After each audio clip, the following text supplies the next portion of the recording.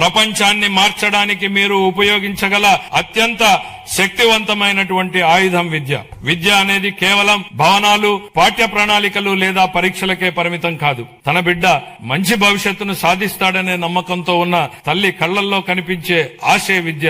గ్రామీణ ప్రాంతానికి చెందిన ఒక విద్యార్థి వైద్యుడు, ఇంజనీరు, ఉపాధ్యాయుడు లేదా సివిల్ సర్వెంట్ కావాలని కలలు కనే సంకల్పమే విద్య.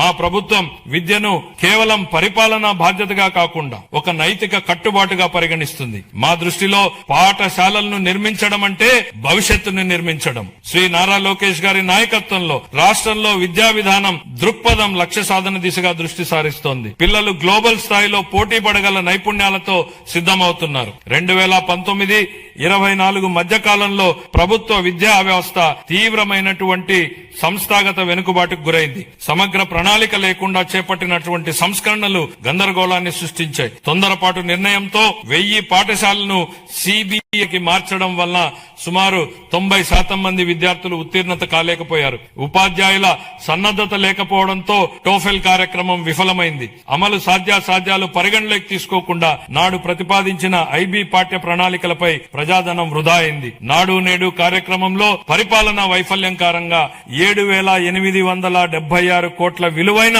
మౌలిక సదుపాయాల పనులు అసంపూర్తిగా మిగిలిపోయాయి. జూన్ 24 నుండి మా ప్రభుత్వం విద్యారంగంలో సమగ్ర ఫలితాలపై దృష్టి కేంద్రీకరించిన సంస్కరణలను ప్రారంభించింది. తల్లికి వందనం, మనబడి మన భవిష్యత్తు, డొక్కా సీతమ్మ మధ్యాహ్న భోజన పథకం, పారిశుద్ధ్యం మరియు నిర్వహణ విధులు, పాఠ్య ప్రణాళిక మార్పులు, డిజిటల్ లెర్నింగ్, ఉపాధ్యాయుల సామర్థ్య వృద్ధి, పరిపాలన పునర్వ్యవస్థీకరణ వంటి ప్రధాన కార్యక్రమాల ద్వారా అభ్యసన సామర్థ్యాలను, ఫలితాలను మరియు గ్లోబల్ పోటీతత్వాన్ని మెరుగుపరచడంపై దృష్టి సారించాం. లెర్నింగ్ ఎక్సలెన్స్ ఇన్ ఆంధ్రప్రదేశ్ కింద KG to PG విద్యా సంస్కరణ నమూనాను ప్రారంభించాం.